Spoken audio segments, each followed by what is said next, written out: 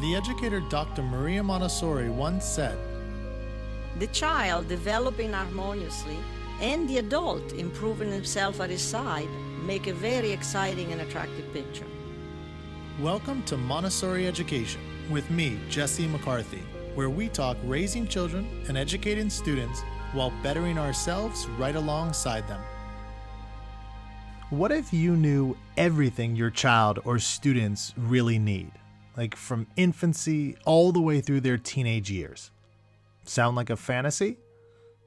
Well, it probably is, but we can get much, much better at understanding them. And this all begins with throwing off some of the baggage we're carrying around, which can really hold us back from actually seeing children with clear eyes. So to help us get better at doing this, and really at just being with children, is Dr. Silvia Dubovoy. Dr. Dubovoy will be speaking from literally a half century of experience working with children. And that's as a parent of 4, as a grandparent of 11, recently as a great grandparent of 1, and of course, for many of you that know, as a teacher of thousands of other children and their parents and teachers. Dr. Dubovoy has been in Montessori education since 1965. When, as a mother, she began the first Montessori school out in Mexico City. She holds both an MA and a PhD in psychology from the University of Barcelona. She directs training for children ages 0 to 6 at the Montessori Institute of San Diego. And she served on the board of AMI, and that's the Association Montessori Internationale that Dr. Maria Montessori herself started. And she also served on the board of AMI USA. Dr. Dubovoy is loved by many around the world for her insight into children, as well as her great care for adults. And also related, and really most important for me personally, years ago, she was my own trainer and mentor, and now she's become a dear friend of mine. I hope you enjoy hearing from Dr. Dubovoy as much as I do. Thank you so much, Dr. Dubovoy, for coming on today. I'm really happy to have you on the show. So thank you again for coming on. It's a pleasure, Jesse. All right. So just hopping right in, I know something that was huge for me when, I was your student and you were quote training us, is one of the biggest things I took from you is just you had a unique perspective on observation and how important it is to really look at the child, even the environment, but really just to observe. So we talk a lot about observation in Montessori. Can you just give your perspective on what is it and why is it so important? I believe that we usually see things, but we do not observe. We don't really take out from our eyes many preconceived ideas. Usually when we approach any situation, we come with many ideas from past experiences. And one thing that I learned because I learned this when I was taking the Montessori course with Mrs. Hanrad many, many years ago, was that you really need to clear your mind to be able to have a very deep observation and to really clear your mind. And I remember also reading Alan Watts. And Alan Watts also says that there is a way of seeing.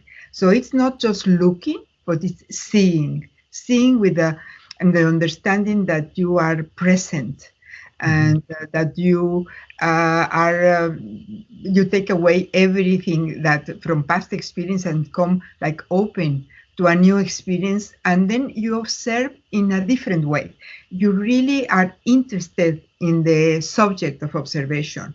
So you put yourself in such a way that you become like clean. Your mind is clear. It's I would say that there is a silence in your mind. Now, when you say clear your mind, 'cause I know, sometimes people think even if you take like meditation, the idea of like not thinking of anything, how does that relate? Because I know it's very challenging for us adults, especially parents, to be like, I'm going to clear my mind, I'm not going to think of anything. Is that the kind of clearing your mind, or? Yes, that's the clearing of your mind. Means that you are approaching an experience without any kind of preconceived ideas, any expectations, any preferences, just to be there and accept what you see in front of you. And in that way, you really are not tinting that observation with your own ideas or with your own preference. This is a very, very difficult thing to do. It's a skill. It's a skill that, like meditation, like mindfulness, it's a skill that you have to learn because it's not easy. Yeah, and I think I remember definitely, and I talk about this when I'm talking with other teachers and even parents, is you had us when we went into a classroom to observe when we were being trained before we were, officially Montessori teachers.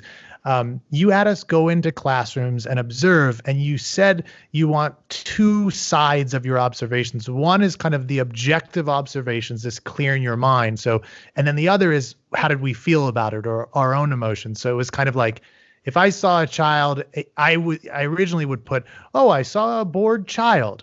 And you would say, no, observe what happened. I saw a child yawning. And then my feeling was he was bored. Is that the kind of separation that you're referring to? Exactly. That's exactly. You are judging. You are judging everything that we see. And that's very natural. That's part of human condition to judge every time you come, because you need to classify, you need to categorize what you have or the experiences that you have. So you judge, you're making choices. Yeah. You are putting yourself in a situation, but it's so easy for all of us to judge. And for observation, you need to be extremely objective. You really have to focus on what you're seeing without any ideas. And then it's very important because you let the experience be a real experience for you and also for what you're observing. But especially if you're observing human beings, if you're observing children, this is extremely important that you really take away, get rid of anything that is going to tint that observation, and you're going to make a judgment. Yeah, and you know what I like about what you mentioned that I don't think is raised often, because we hear a lot about this in our culture. Don't judge, stop judging. And what you're saying is, no, judgment is a natural part of how we work as human beings, but we need to be able to objectively separate out the judgment. So it's not like judgment has no place in our world. It's that when we're observing, we need to be able to separate out and see the distinction between observing and judging. Right. Yeah. Especially because we go to a very subjective things. Yeah. And that's why we mentioned you have to be very objective. And that's very difficult for many of our teachers, because what do you mean by objective? How do you describe? In reality, we need more words to describe. We need to be very clear. Just imagine that you are going to describe for someone that is not present in that moment. Mm-hmm. But if you start saying, for example, when you observe an animal, like we send you to observe an animal, we request that you describe the environment and you describe the animal without saying the name.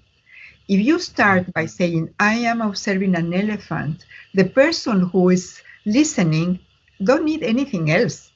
They go in their mind to the to the elephant that they know. So what you're doing is not letting that elephant be different from the one that person has in their mind. So you say the name, or you say, I am observing a bored child or a child that is bored. You immediately go to what means boredom for you. So that's not objective. You have to describe, and then the interpretation has to be based on facts, on actual facts and actions. And it's very difficult to do it, but you have to learn exactly what is happening and to describe it. And I think, I mean, no doubt you say it's a difficult process. And even, being a student with Silvia, she had us all literally go to a zoo and observe the animals, as she's saying. So this isn't something that occurs overnight. So I know a lot of times Montessorians like, oh, they wish these parents observed better or something like that. And the reality is, we were trained for a year, and it's still difficult. And I mean, I've been doing this for 15 years. How many years have you been doing this, by the way? My God, I think more than, I think at least 50, because I started the first Montessori school in Mexico City for my son, and it was more in 65. So I have been involved in Montessori for many, many years. But, that's the only way you can get to the deep understanding that Montessori had. Montessori did not really, she would say, I did not invent the method. If you observe the children, you will find out that what I say is exactly what's happening with children. So she was able to see some inner manifestations of childhood that nobody can see, because you enter and you have expectations. You say, oh, that's the way a child behaves. No, that's not the way the child behaves. Maybe that's the way the child behaves in front of you, but no, that child is responding to the way you're looking to him. Yeah, So you and understand. you yeah, and you raising that, I think I'm curious, particularly because you've been doing this for so long, and you yourself, are a doctor, a scientist, just as Maria Montessori was. So can you help parents and even teachers out there understand what are some of these kind of human tendencies or the natural element of all children that Maria Montessori observed herself and kind of, discovered in some ways about children that still people don't really know that well today? Well, in reality, the concept of human tendencies is something that Montessori talks about it, but not really in depth. Sometimes she would say the child has a tendency for adaptation, or the tendency for independence, a tendency for imitation. So they were like, you would sometimes in the books, you start looking and there are like hundreds of tendencies. And so the one that really separate the tendencies and start talking about them in such a way that we could understand was her son, Mario Montessori. He really tried to do it in such a way that we could understand what are the tendencies. By reading the books of Montessori, I realized that she mentions a psychologist. He was a Harvard professor, Robert White, in many years ago, like in 1946 or 1940s or 38. And he will mention even instead of tendencies, he would say there are tendencies or there are competencies, like competencies or drives.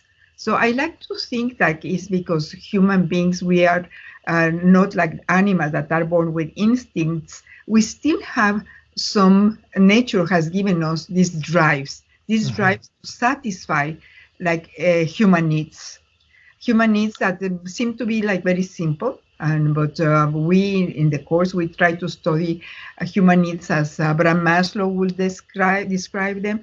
That the first one are physical needs, like for example shelter and food and dress and maybe to defend yourself. But also there are emotional needs and psychological needs and spiritual needs. So to satisfy those needs, that's why we have these drives. So we don't work with instincts or like animals that they will do it. We work with these drives, something that pushes us to satisfy those needs. And would you?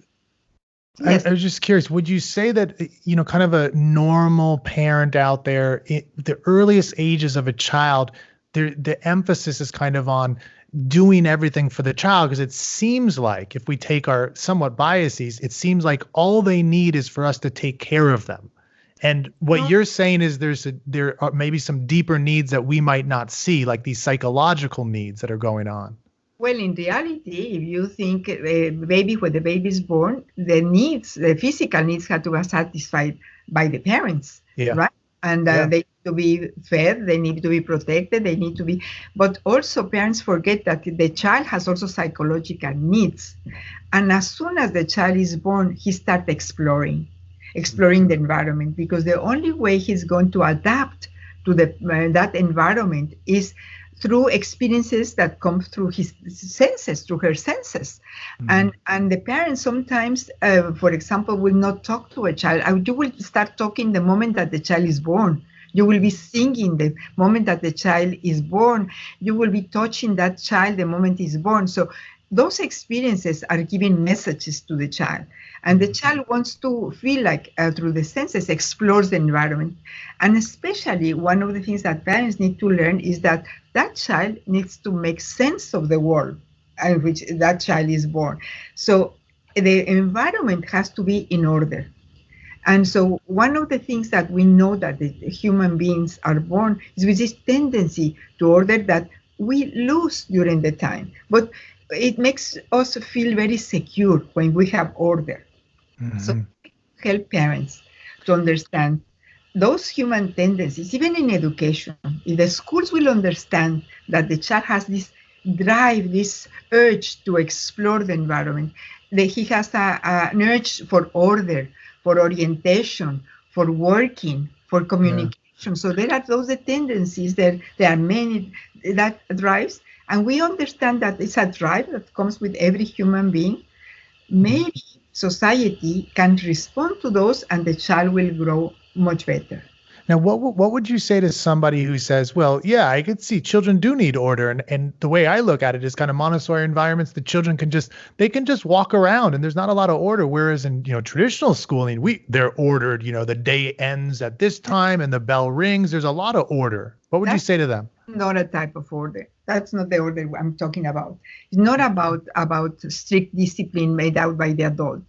It's about having an environment that has all what the child needs, but in the environment there is a sequence. There is a child size materials. There are shelves. There are activities that are interesting for the child.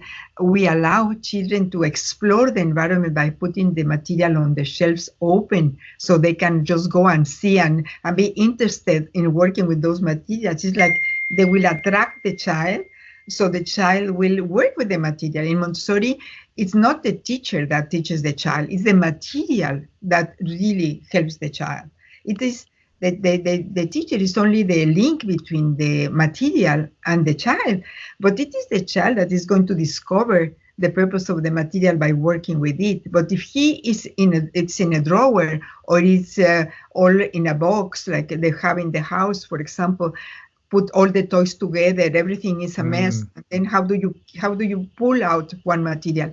So it needs patience. It needs a presentation. It needs to know how to do it, like the way you show how to maybe brush your teeth. There are so many things that parents can do to help the child feels independent, feels secure, that he can adapt easily to the environment. I see that sometimes parents expect children will absorb things because they do absorb everything, but they will absorb certain ways of doing things. And no, they need to make it in steps. They need to really have patience. They need to show them how to do it. You cannot expect that they, because they absorb the language so easily, they can also absorb many ways of doing things. Yeah. So it sounds like, because definitely in Montessori, particularly in the primary, but including as you go up, everything is broken down into this would be the first thing, this would be the second thing. But it's not like, a teacher sitting there giving a child a lecture. This is step one, this is step two. But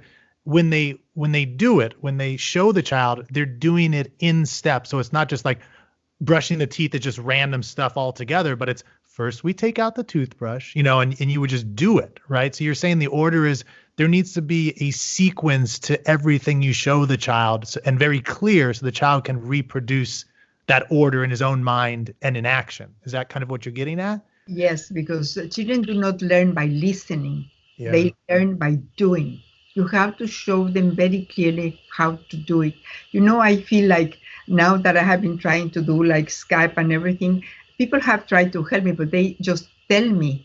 I learn by listening. I like that. I want to see how it's done. Yes. Like, if you want to do a paella, you have to really do it. No matter how many times you can read the recipe, if you do not do it, you will not learn it, and you will have mistakes. And you learn from your mistakes, and that's the only way the child can experience those things and learn them. Yeah, and Silvia's raising, because we were trying to get this whole conversation working over Skype, and Skype was having trouble. So I like that. And you've done this a lot, but you integrate kind of children with us adults. Like it's the same with us, just more intense with children. But it's like somebody says, "Oh, you turn on the computer and then you find your password." But if they just went through the whole process while somebody looks on, that would be more effective. And children in our times, they go very fast. And all the young people, they know so much, but they cannot explain it. And so they get, I'm very old, so I sometimes have to take a little time to understand it. And they go so fast, so I know exactly how a child will feel. Like you want to learn, but you have to have patience. You have to really see that the child is observing. Also, maybe he's distracted by other things. So when you give a presentation, you do it in such a way that you really pull the attention to the child to your hands. You don't have anything extra. You isolate the difficulty. You really go one step at a time. and you are present with the child. You're not looking at other things or talking with another person or answering the phone no, you are Yeah. child, and that's what the child needs, is presence. I want Yeah. you observe him, you observe that the child is looking at you, is listening to you. And I think you definitely got, I wouldn't say drilled that into us, but it was a huge element of, the training was kind of slow down, take your time. It's not going to be something overnight with the child or with our own development as human beings. But, and I also have to note here, Sylvia said, "Oh, I'm very old." Let me just tell you, from people that don't know her, when we were doing training, I know this is always the case with Sylvia, we got there. I don't know. You had been working from like 7:00 in the morning. We had night classes. So we would leave, I don't know, like 8:30 or so would we leave. And you would continue. She wouldn't want to leave. She would keep telling stories. And like we started to get tired because we were working all day, but you just kept going. So, she said she's very old, whatever. Sometimes I think you're younger than most, 30, 40-year-olds that I know. So, I'm this year was my 80th birthday, but the energy comes from my passion. The energy that I have, if I am talking about what I want, because I would love to have more people understand in depth what is a child, because I see the child as really what Montessori was talking about, the future of humanity. If we can just help that child to be a healthy child the way nature wants him to be, it will be an intelligent, marvelous child that can also resolve many of the conflicts that we have as adults. Yeah. So I have 4 children and 11 grandchildren and just a new beautiful great grandchild, and I see their lives and they are, I think it's a gift to humanity in many ways, because we're not looking for conflict. It's to live a peaceful life. Yeah. Anyway, I believe that the parents have a challenge, have many challenges in this moment, and that they need just to slow down and be less. And I think you definitely served as a model, one of the models in my life scene. There's a few others in my life, but what I've found is that the most kind of calm, content, and people that are just still charging at 80, it's like, you're doing these full days all during the week. And for me, I've seen that it seems that you said there's a passion, but a love for the work itself. And I think with Montessori, and you had mentioned with children work, that there's a real sense of accomplishment and confidence when you do something that you've learned to be good at. And you're not focused on all these external random things, but you're like, I just enjoy doing my work, that type of thing. So that stood out with me. I don't know if you see the same, but that stood out with me about you. So yeah, that's it. People cannot believe that I still come here to my training center at 7:45, and everyone leaves at 4. I can stay until 6, and I still have energy to go. I get tired now, much more. Yeah. But in reality, it's I can just go home and start reading, and I can keep on reading, and I can reading 3 or 4 books. So the energy comes from the passion, and also. I think that it's a healthy way to live. I know myself. I have learned a lot of things about who I am, and I believe that many of the teachers that are doing great work with Montessori is because they also have great dedication for their work. And I believe that to be of service to other people is a gift. So I'm curious, just thinking of, parents out there and teachers out there that are like literally working with their own child or children in front of them. Like, we're talking about some abstract stuff, but also practical. But do you have any, advice that you've been seeing, maybe pitfalls that people are having these days that you can offer some feedback or some advice to them that's really kind of practical? Practical is maybe I have a coming webinar, and we're talking about how you are having a peaceful environment for your child. And I think that parents have to plan also how much time they want to be with their child, and that child to be, it's not about quantity, it's quantity and quality time. if you can dedicate quality time to your child and be able to listen to them and do any activity with them, cooking or maybe arranging something in the house, washing the car outside, that activity, that makes a connection with the child. It doesn't have that you're teaching. They let the teaching for the teachers, but it's let them live in their home, be not as a guest, but as to participate in their home, in the daily things that they do. It involve them in all the things that you do. And children, when they are young, they want to have those responsibilities, and that's the way they learn. When they are older, they don't. Now, it's a very difficult time, especially for young people from 12 to 15. These youngsters are really not very happy. And to be with them, to listen to them, to give them their space, to tell them, I'm present with you. I think that the most rich environment is when there is a good relationship between parents and children and teachers and children. It's not about materials or about that. It's just, how do I respect you? Because then you respect me too well. So you're modeling everything to the child. Just be aware, whatever you do, the child will imitate, will copy you. And is that what you want for your child? So routines are good. I was just gonna emphasize, Sylvia, the two things that you said, I think, are incredibly important. One is you were saying, if parents can spend quality time. So if you're stressed as a parent, right, that, I'm not spending enough time with my child, should spend more. You're saying, why don't you just plan, even if it's a short amount of time, but it's quality time with them, as opposed to the massive amount. I got to spend time with them all the time. And the other thing I'm curious about this with you, you said, which I think is really fascinating. You said, don't treat them as a guest, as if you're doing everything for them, but as like a participant. And I'm curious, do you think of that respect as maybe in the house, them I doing have sometimes work? Parents that say, I am with my child the whole day. But if you follow, and I ask them, please explain me, what do you mean by the whole day? They went to the supermarket, they went to this, they went to that. So they were with them, but they were not really with the child. They were doing other things.